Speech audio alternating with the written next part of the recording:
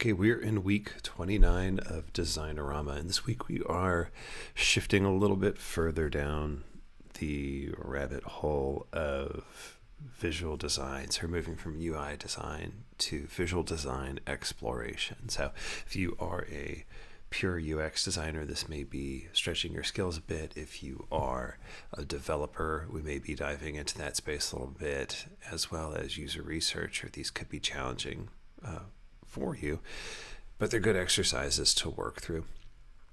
And, one of the odd things about this week, and I'm not going to promote any platforms, but if you wanted to throw your hat in the ring into any of those design challenge websites where they're basically for freelance work and you're competing with other people, there are some opportunities here, such as the app icon redesign, maybe the isometric illustration exercise. If you wanted a little extra drive and you wanted to compete for work, there's an opportunity to do so relatively simply. There are a fair number of opportunities in sort of the visual design on the edge of UI design, on the edge of UX design.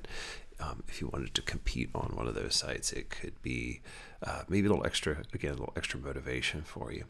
But if you're just in here stretching your skills or refining them, also a great time to do that as well.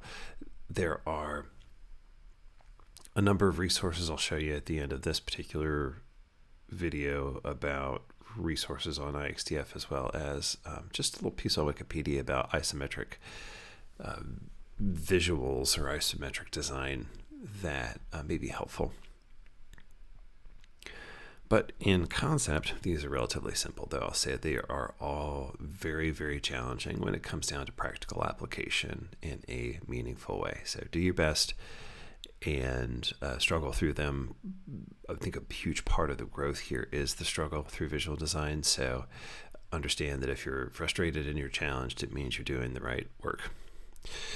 Day one, gradient background. Design a gradient background for a marketing website. If you wanted to, there are often times when UI designers should say product owners, business owners want more visual design elements that they recognize in their experience.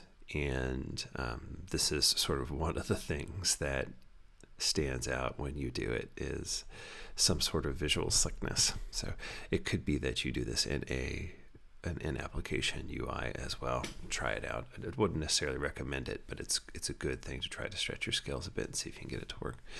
Explore 2 to 3 color combinations that feel fresh and modern. Consider accessibility and brand alignment. And those are the two big things that will come up.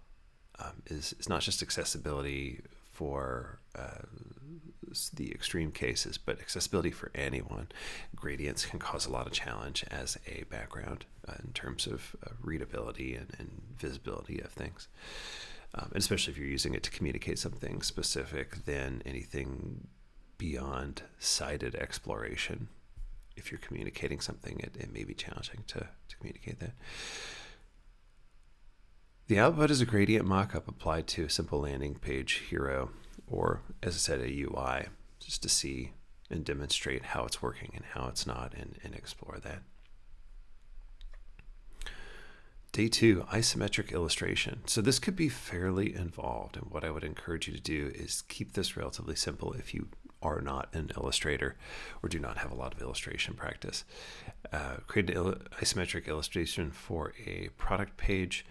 Think a feature visualization, a product in use, or a stylized scene. Keep it simple but recognizable. And the output here is a vector or sketch style illustration placed in a web page mockup. There are tools that you can use for this. Illustrator is a very strong tool for illustration, and it would make isometric illustration easier. You could potentially do this in Figma. People are doing amazing illustration work in Figma.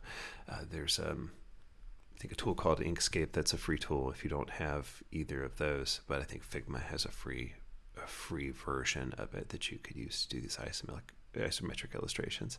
I'll have a piece from Wikipedia that describes what it means for something to be isometric, and I hope it's helpful but there are plenty of examples if you search of what an isometric illustration looks like, and it should help you understand that relatively clearly. Day 3, icon redesign. So redesign a classic app icon using modern trends. You could use flat design, neumorphic, skeuomorphic, glass morphism. Keep it recognizable while giving it a fresh identity. And the output here could be a number of things, but I would say side by side of the original icon and your redesigned version, you could also have maybe a dark mode and a light mode version of it, and maybe other presentations of it, so where it would show up in the other ecosystem. But if you're relatively new to icon design, I would just say stick with original icon and your redesigned version.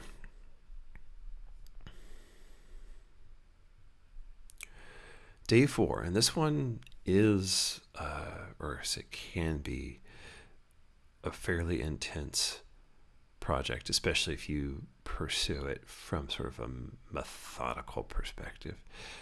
But give it a shot. Sketch or mock a unique illustration style for a branding project.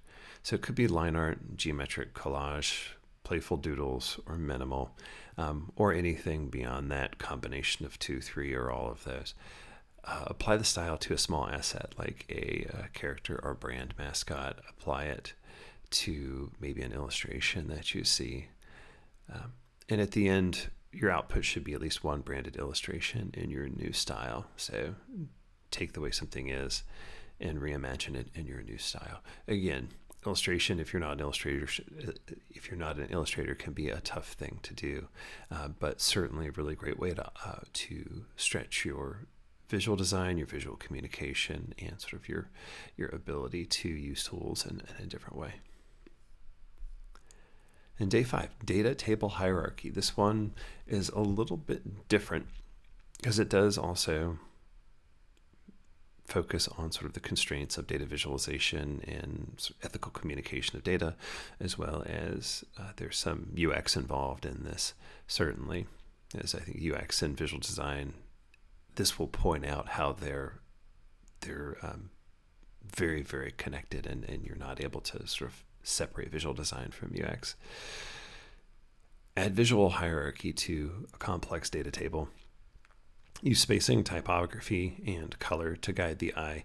Ensure usability without overwhelming users.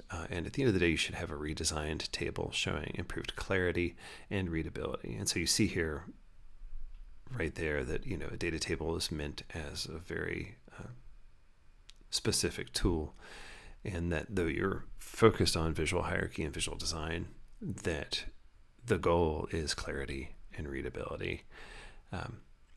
So definitely an interesting one to try out, an interesting week, especially if you are more on the conceptual side of UX, user research, or development. It could be a strong challenge for you. If you're a visual designer, find ways to stretch yourself this week and see if you can explore some new techniques, try something maybe you haven't before.